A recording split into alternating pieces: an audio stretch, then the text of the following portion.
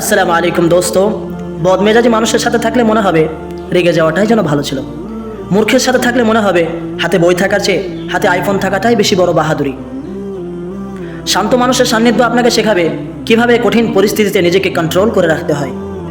আর জ্ঞানী মানুষের সাথে থাকলে আপনি হয়ে উঠবেন একজন বিনয়ী, নম্র, ভদ্র ও কৃতজ্ঞতাবোধ সম্পন্ন ব্যক্তি ও ভালো মানুষ। নেগেটিভ মাইন্ডের মানুষ আপনাকে শেখাবে সব কিছুতেই কীভাবে খারাপ ভাবতে হয়।